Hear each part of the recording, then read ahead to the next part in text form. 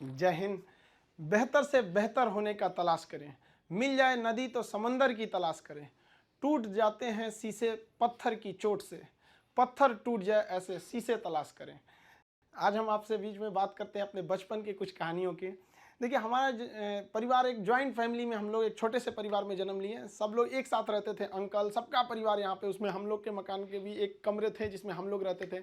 बचपन में हम बहुत बदमाश थे। मेरी मम्मी को सबसे ज़्यादा परेशानी थी, कोई जॉइंट फैमिली होने की वजह से क्या होता था कि परिवार में बहुत लोग रहते थे, मोहल्ले वाले, पड़ोस वाले। और उस समय मोबाइल वगैरह नहीं होती थी, हम लोग यही गुल्ली डंडा वगैरह वगैरह खेलते रहते थे। डेली किसी न किसी से हम झगड़ा किए रहते थे। मेरी मम्मी परेशान होकर रहती थी, ये करेगा क्या ज़िंदगी में, बहुत परेशानी हो जाती थी। और बचपन में थोड़ा सा फाइनेंशियली प्रॉब्लम होने की वजह से हर चीज़ लिमिटेड तौर पे मिला। स्कूल, हम एक नॉर्मल से स्कूल में गए, और पेंसिल वगैरह तक का भी बचपन में हिसाब मिलता था। पेंसिल खरीद के आती थी, उसमें से आधा काट के आधा तुम लो आधा तुम लो, तुम्हारा पहले कैसे खत्म हो गया, तुम्हारा ज़्यादा कैसे चला। काफ़ी ये सब समस्याएं थी। घर के आगे एक कॉलेज था, उस कॉलेज में हम लोग जाते थे देखने के लिए। किसी का पेंसिल तो छूट नहीं गया, किसी का पेन, मतलब जो कुछ किसी किसी का रह जाता था छुट्टी के बाद तो लेके आते थे लोग। या फिर किसी का मतलब कोई किसी के पेज में, किताब में, कॉपी में कुछ कुछ पेज सादा बच जाता था, तो हम लोग उसको कलेक्ट करके ले आते थे और मम्मी को देते थे। मम्मी देखिए, इसमें 2 पेज सादा है, इसमें 3 पेज है। वो सबको ले आके एक जगह बनाते थे। मम्मी उसको सुई धागा से सिल देती थी और उसको हम लोग एक कॉपी बना लेते थे। आज भी आदत उसी में है। ये आज महंगी कॉपियों पे तो हाथ ही नहीं चलता है, वहाँ पर उसी भी आदत लग गई है वहाँ। और बचपन में हम लोग के घर पे गाय वगैरह भी थी, छोटे छोटे जानवर वगैरह, ये सब के पालने में इन लोग के लिए करते रहो। ये सब करते करते बचपना निकल गया। और इस बीच मेरे पिताजी जो थे वो अलग अलग जगहों पे वर्क करते रह गए, कभी शिप बिल्डिंग में, कभी पाइपलाइन में, कभी फॉरेन में, अलग अलग जगह पे। एक स्टेबल नहीं रहा, जिसका खामियाजा हम लोग को आगे जाके बहुत बड़ा भुगतना पड़ गया था। फाइनेंशियली खराब होने की वजह से हमको शुरुआत में, हम जब 8 पास किए तो वहीं से हमको फौज में जाने का थोड़ा सा जुनून लगा कि हमको फौज में जाना चाहिए। तो हम 9th में जब पढ़े थे, सैनिक स्कूल का एंट्रेंस का एग्जाम दिया, उसमें मेरा सिलेक्शन ही नहीं हुआ। पता नहीं क्यों सैनिक स्कूल में नहीं हुआ। तो फिर हमने पॉलीटेक्निक का दिया। तो पॉलीटेक्निक के भी उसमें देखिए, एक्चुअली क्या है कि जो एकेडमिक पढ़ाई होती है उससे थोड़ा सा बेटर होता है जो कॉम्पिटिटिव होती है। तो 8 के बाद ही सैनिक के लिए एक कॉम्पिटिटिव वाला माहौल आ गया था। फिर पॉलीटेक्निक में दिए, उसमें रैंक अच्छा नहीं आया तो हम कहे छोड़ो, अब नॉर्मल 10th यानी मैट्रिक करते हैं, उसके बाद इंटर करते हैं। इंटर करने के बाद फिर हम लोग ने सोचा कि एनडीए का देते हैं। इस बीच एआई ट्रिपल हम लोग के वक्त में होता था, एआई ट्रिपल ही, उसको दिए। आईआईटी के दिन तो हम सोए रह गए थे वहाँ। फिर एनडीए के गए सिलेक्शन के लिए, तो एनडीए में रिटन एग्जाम हुआ, वो काफ़ी ठीक ठाक था। और एनसीसी वगैरह हम लोग ने किया था, तो उससे फौज से काफ़ी ज़्यादा उससे जानने को मिल गया, कौन सा हथियार कैसे काम करता है। ये वो एक जुनून हो गया कि भाई हम लोग को ये कॉन्फिडेंस था ना कि फौज में हो जाएंगे तो ट्रेनिंग की कुछ खास जरूरत नहीं पड़ेगी। हम लोग तो इसे बहुत हद तक जानते हैं हथियारों के बारे में। सब होने के बाद वहाँ पे क्या होता है कि ये सिलेक्शन काफ़ी प्रोसीजर काफ़ी कॉम्प्लेक्स होता है। वहाँ मेडिकल जांच होती है हर चीज़ का। मेरा हाथ काफ़ी टेढ़ा है, अभी इतना टेढ़ा होने की वजह से दोनों हाथ कि मतलब अब मेडिकली आउट कर दिया जाए। अब मेडिकल आउट होने की वजह से ये सब चीज़ें सही नहीं हो सकती हैं। तो यही एक तो वही था मेरे लाइफ का। इसके आगे हमने कोई सपना ही नहीं देखा था कि हमको कुछ और भी करना है। शुरू से ही फौज में ही जाना था हमको। अब हमारे लिए तो एकदम विकट परिस्थिति हो गई, साथ ही साथ फाइनेंशियली भी दिक्कत हो गया। अब क्या करें। तो नॉर्मल एक सरकारी स्कूल से इंटर था मेरा, फिर एक नॉर्मल ग्रेजुएशन किए, ग्रेजुएशन बीएससी। अब इसमें फाइनेंशियली दिक्कत भी बहुत ज़्यादा आ गया। इन दिक्कत में सबसे ज़्यादा साथ दिया मेरे 3 दोस्तों ने, सोनू, पवन, हेमंत। ये 3 दोस्तों ने हमारा बहुत ज़्यादा हेल्प किया और हम सबसे खुशनसीब हैं। हम ये कह सकते हैं कि दोस्त हमें बड़ा बढ़िया मिले। तो सोनू था, पवन, हेमंत, इन लोग के पास जो पॉकेट मनी आती थी ना, तो जो घर से उसमें से काट के कुछ हमको दे देते, कुछ ये, तो हम लोग में मिलजुल के अच्छे से करते थे। तो एक साथ में हम लोग पढ़ाई करते थे। हम सबको, चारों को, हम लोगों को डिफेंस में ही जाना था। अब हम लोग ने क्या किया भाई, बाकी लोग की फाइनेंशियली ठीक थी, हेमंत की भी सही नहीं थी, तो वो सेल्फ डिपेंडेंट था। तो हेमंत ने कहा कि एक काम कर तो भाई, चलो तुम भी को टीचिंग में ले आते हैं। तो उसने क्या किया, हमको एक होम ट्यूशन के पास ले गया पढ़ाने के लिए। होम ट्यूशन, अब वो हम लोग को बच्चों को उतना पढ़ाने का आइडिया नहीं, बस उसको, लड़का बहुत पढ़ने में कमजोर था और उसको होम ट्यूशन पढ़ाया गया ना, स्कूल में बहुत अच्छा टॉप पे आ गया वो। उसके घर वाले काफ़ी खुश हुए सब, और वो बहुत अच्छा से पढ़ रहा था। इसी बीच उसने कहा कि चलो तुम्हें कोचिंग में इंट्रोड्यूस करते हैं। तो एक कोचिंग में गए, वहाँ पे मतलब काफ़ी स्टूडेंट जो थे, मतलब बहुत ज़्यादा नहीं थे, नॉर्मल था कोचिंग वहाँ पे। वहाँ हम गए तो हमको फर्स्ट दिन केवल 6 लड़के मिले, और 6 लड़के में अजीब सा माहौल हो गया। वो हमको, मेरी दाढ़ी उड़ी भी नहीं थी, तो अजीब, उनको लगा कि तो हम ही लोग के बीच का है। तो हम 6 बच्चे को पढ़ाए, हमको भी खुद एम्बेरस फील हो रहा था कि ये लोग हमको उस तरह से देख क्यों नहीं रहे हैं। अब उसको 6 लड़कों से अगले दिन वो 50 हो गए, फिर 100, 150, इतना तेज बढ़ने लगा। अब वो कोचिंग वाला जो था उसको लगा कि नहीं भाई पैसा तो ठीक आ रहा है यहाँ पे, ये तो ठीक ठाक है। तो उन्होंने हमको कह दिया कि भाई देखिए सर, आपको अपना नाम, पता, एड्रेस, मोबाइल नंबर कुछ भी नहीं देना है। हम क्या, हमको जरूरत भी नहीं है इसकी, हमको चुपचाप पीजी वगैरह करना है यहाँ पे। हमारी तो फौज का सपना टूटा था, समझ में नहीं आ रहा था करे क्या करें यहाँ पर, क्योंकि लाइफ बड़ी अजीब चीज होती है। जब तक आपको समझ में आएगी आधी बीत चुकी रहती है।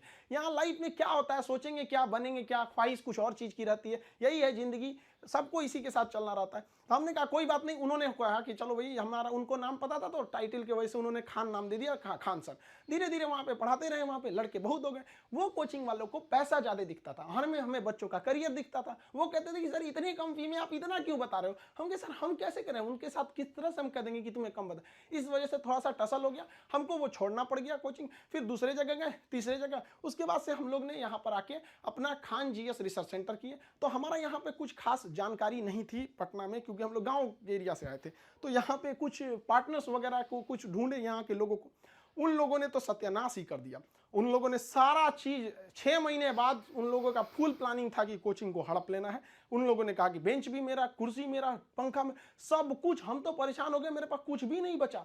ये हाल कर दिया लोगों ने कि हमारे जेब में केवल 40 रुपया बचे थे और घर लौटने के लिए 90 रुपये चाहिए था। हम परेशान हो गए, भाई कम से कम 90 तो छोड़ो, घर चले जाए यार पे, यहाँ पे क्या कर दिया। कोई दिमाग काम नहीं कर रहा था। तो गंगा के किनारे हम बैठे थे शाम के वक्त में, टेंशन में। यहाँ पर सोचे कि अब टेंशन में जाएंगे, अब रूम। तो यहाँ से जब रूम पे गए, वहाँ पे पता चला वो दरवाजा खटखटाए तो कोई खोल ही नहीं रहा था। बड़ा देर बाद खोले तो मुझे कहाँ थे, हम कहे यहीं पे नदी बैठे थे, टेंशन में थे थोड़ा सा। कहे कितना टाइम हो रहा है, हम कहे यही 7-8 बज रहा होगा। तो उन्होंने कहा कि घड़ी देखो। हम देखे रात का 2:30 बज गया था।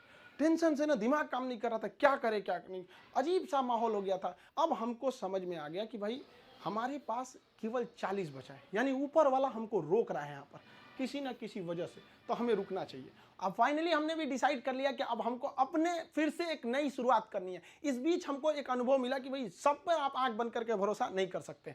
अब टीचर और स्टूडेंट का एक रिलेशन भारत में बहुत बेहतरीन है, ये आदिकाल से देखा जाता है। तो हमने क्या किया ना, अब कोचिंग्स में ना स्टूडेंट्स जो थे, बहुत जो पुराने थे, जिनका मान के चलिए कहीं जॉब हो गया, अभी ज्वाइनिंग लेटर का वेट कर रहे हैं ऐसे, तो उन लोगों को रखे कि भाई देखो हम लोग को फिर से शुरुआत करनी है, क्योंकि ऐसे हम लोग छोड़ नहीं सकते हैं। क्योंकि यहाँ पे क्या हो गया कि कोचिंग एक इंडस्ट्री बन चुका है, लोग इसको इनकम सोच रहे हैं। अब हम लोग आंख में इसलिए खटकते थे, हम लोग के लिए पैसे मायने नहीं रखते थे, लड़कों का पढ़ाई मायने रखता था। तो प्रॉब्लम तो सबको हो रही थी, तो हम लोगों को ये शुरुआत करनी थी। अब शुरुआत किए कैसे तैसे, थोड़ा बहुत पैसे से स्टार्ट किए लोग। अब वहाँ पे क्या है कि जो गरीब है पैसे मत दो भैया, विकलांग हो मत दो, कभी कोई इस तरह से जोर नहीं दिया गया। इस वजह से ही फाइनेंशियल प्रॉब्लम है। अगर अदरवाइज में आदमी पैसे के पीछे पड़ा रहता तो कोई प्रॉब्लम नहीं था। इस बीच हमारे कोचिंग पे बम चल गया, तबातोड़ बम चल रहा है। हमको अजीब सा लग गया कि भाई हम कोचिंग में है कि बॉर्डर पे खड़े हैं, हमारा सपना तो नहीं पूरा हो गया, हम फौज में आ गए हैं। दीजिए देख रहे हैं पूरा अफरा तफरी मचा हुआ है बम से। इतनी तबाही हो गई, हमको मतलब एकदम लास्ट में आ गए कि हमको अब लगता है यहाँ से छोड़ देना पड़ेगा। फिर लड़कों ने कहा कि सर आप हाँ हिम्मत मत हारिए। हमारे कोचिंग में, हमारा जो कैंपस है इसके अगल बगल में 17 कोचिंग है, सबका शटर बंद हो गया, सब लोग भाग गए। लोग, हम लोग अकेले, भाई कम से कम कोई पूछते भी आता तो कम से कम एक सहानुभूति लगती है। लेकिन लड़के आए, लड़के लड़कियां तक आई कि सर कोई बात नहीं आप खोलिए, हम लोग चल पढ़ेंगे लोग, यहाँ कितनों बम चले यहाँ पे। तो हम क्या किए, पूरे कैंपस में मेरे कोचिंग पे सुबह में बम चला था, शाम वाले बैच में पूरे फुल प्लेजेड से स्टूडेंट आए थे, और जो बच्चे पढ़ रहे थे उसके अगले बैच के बच्चे नीचे खड़े होकर कह रहे थे कि अगर बम चलेगा तो पहले हमारे ऊपर बम चलेगा, कोचिंग को कुछ नहीं होने देंगे। बहुत हेल्प हुआ हमको यहाँ पर, बच्चों ने ही हमको बहुत ज्यादा सपोर्ट किया। और धीरे धीरे धीरे धीरे ऊपर वाला सबको देखते रहता है, क्योंकि हम दूसरे के सीसीटीवी कैमरे से बच सकते हैं, ऊपर वाले के सीसीटीवी कैमरे से नहीं बच सकते हैं। और अचानक साथ मिला, सारे बच्चे देखते देखते हमने बच्चों के लिए लाइब्रेरी भी डाला, वो पटना का सबसे बड़ा लाइब्रेरी हो गया, फिर कोचिंग बड़ा हो गया, सब कुछ सही हो गया, लड़कों का रिजल्ट आने लगा, सारे लड़के खुश हो गए। और खास करके उस बैच के लड़के जो पढ़ रहे थे और जिनके पास बम्बार्डमेंट हुई थी, वो भी उनके लिए पहला अनुभव था। सब डर गए थे कि आखिर क्या हो रहा है, और देखते देखते सब कुछ सही हो गया। तब तक अचानक बीच में आ गया कोरोना, और कोरोना ने लॉकडाउन किया और सब चीज घर के अंदर हो गया, और हम लोग के लिए एकदम नया अनुभव। और नॉर्मल जब कोरोना होगा, शुरुआती लॉकडाउन इतना स्ट्रिक्ट था, पता चला कि अब तो आपको ऑनलाइन ही पढ़ाना पड़ेगा। और हमारी जैसे ऑनलाइन आदमी को ऑनलाइन कुछ पता ही नहीं, फेसबुक चलाने नहीं आता हमको, सुनते हैं कि टेलीग्राम व्हाट्सएप की तरह होता है, लेकिन हमको आज तक टेलीग्राम पता नहीं चल पाया। और हमारे जैसे आदमी को ऑनलाइन आना पड़ेगा, तो हम तो आफत हो गया मेरे लिए। तो हमारे गांव पे मेरा दोस्त था, उसकी फोटोकॉपी की दुकान थी, छोटी सी शॉप थी फोटोकॉपी की। अब आप समझ सकते हैं फोटोकॉपी की दुकान पे क्या इंफ्रास्ट्रक्चर, कितनी बड़ी बिल्डिंग तो होगी नहीं, छोटा सा जगह था। अब वो शटर सामने थी, शटर गिराते थे लोग, एक लकड़ी का पलाई बनाए उस पर पढ़ाना चालू किए। पता चला सामने से पुलिस की गाड़ी जाती थी, तो शटर के अंदर हम लोग पड़े हैं, पसीना हो रहा है, वैसे पुलिस का सायरन आ रहा है, आवाज आ रहा है। लड़के कह रहे सर कैसे वीडियो बना रहे हैं, कहाँ से बना रहे हैं, ना लाइट सही है ना आवाज सही है। हम कहे भाई हमको यही है जो है। मेरा सारा सेटअप जो पढ़ाने का इंस्ट्रूमेंट होता है, जो पीछे पैनल लगे होते हैं पढ़ाने के लिए, वो सारा पटना में रह गया था और हमारे गांव में ऐसी व्यवस्था नहीं थी। हम क्या करें। और जो 2020 का लॉकडाउन था, बहुत ही स्ट्रिक्ट लॉकडाउन था, तो उस लॉकडाउन में हमको आना था पटना, कैसे भी आने का कोई साधन नहीं था। तो हम ट्रक के क्लीनर बन के आए थे। खलासी जो होता है, ऐसे गंजी पहन के गमछा बांध लिए थे, चलो चलो चलो, ऐसे क्लीनर बन के आए यहाँ पे, खुद ही लोड किए, सब कुछ किए और लेके जाए। अब स्टूडियो कैसे बनता है भाई पता ही नहीं, तो 2 ठो बांस लाए, ऊपर बांस लगाए, उसमें ट्यूबलाइट को रस्सी से बांध के बना दिए और वैसे ही पढ़ाना चालू किए लोगों को। अब वहाँ मेरे पास हर साधन आ गया पढ़ाने वाला, अब लोगों को समझ में आने लगा। धीरे धीरे धीरे धीरे लोग पसंद करने लगे यहाँ पे कि हाँ ये बात सही है। अब हमारे एक दिल्ली के हमारे एक मित्र हैं मिश्रा जी, उन्होंने सारा सेटअप किया कि ये कैमरा ठीक रहेगा, ये लाइटिंग ठीक रहेगी, ऐसे ऐसे सही रहेगा। उन्होंने बहुत बेहतर काम कर दिया, मेरे लिए अच्छा हो गया। अब इस बीच अब लड़कों का कोर्स चालू करने के लिए एप्लीकेशन बनाने लगे, तो धीरे धीरे धीरे धीरे लड़के एप्लीकेशन पे देखने लगे यूट्यूब। और हमको तो आज तक समझ में नहीं आया कि यूट्यूब पर एजुकेशन के फील्ड को हम ऐसे देखते हैं कि वो लोग भी कमेंट करते हैं, कहते हैं कि सर हमारा किसी जनरल कंपटीशन, हम किसी कंपटीशन की तैयारी नहीं करते हैं, नहीं हमको कोई एग्जाम से मतलब है, फिर भी हम देखते हैं। हमको इस बात की इतनी खुशी होती है, इसलिए नहीं कि वो लोग हमारा वीडियोस देखते हैं, इसलिए कि जो लोग पढ़ाई छोड़ दिए हैं उनको भी इस बात का अफसोस है कि हमने पढ़ाई क्यों छोड़ा। और ये कंफर्म है कि वो अपने बच्चों को या समाज को आगे पढ़ने के लिए जरूर करेंगे। और इस देश को जो पीछे गया है उसको आगे ले जाने का एकमात्र रास्ता है शिक्षा, क्योंकि शिक्षा जिसके पास रहेगी वो कभी किसी से नहीं डर सकता है, अपने अधिकार के लिए खड़ा रहेगा। तो काफी खुशी होने लगी। लेकिन ऑनलाइन का हमको बहुत ज्यादा आइडिया नहीं लगा, तो धीरे धीरे धीरे धीरे क्या हुआ, संघर्ष आगे बढ़ा। अब होता क्या है कि लाइफ में कभी इंसान कोई लिफ्ट की तरफ बढ़ जाता है तो उसको काफी खुशी होती है, अरे बाप रे बहुत ऊंचाई पे आ गया। लेकिन जो सीढ़ियों की तरफ बढ़ता है ना, ऊपर जाके उसको एक थकान होती है, लेकिन दिल से एक सुकून भी मिलता है कि मेहनत से बढ़े। तो उसके लिए ऊंचाई बहुत मायने नहीं रखती है। तो जो लोग देखिएगा ना उतराने लगते हैं, अहंकार कर देते हैं, उस सबसे लिफ्ट से बढ़ा है सब वहां पे। तो जीवन में कभी किसी को अहंकार तो करना ही नहीं चाहिए यहाँ पर, और ना ही दूसरे की बुराई करनी चाहिए। दूसरे की बुराई से कोई फायदा नहीं मिलता है, आपस में मिलजुल कर रहना चाहिए। बुझ जाते हैं कभी दिए तेल की कमी से भी, हर बार कसूर हवाओं का नहीं होता है। आखिर में हम आप सबसे यही कहना चाहेंगे कि ये दुख, ये दर्द, ये गम, ये सब तेरे अंदर है। तू खुद के बनाए पिंजड़े से बाहर निकल के देख, तू अपने आप में एक सिकंदर है।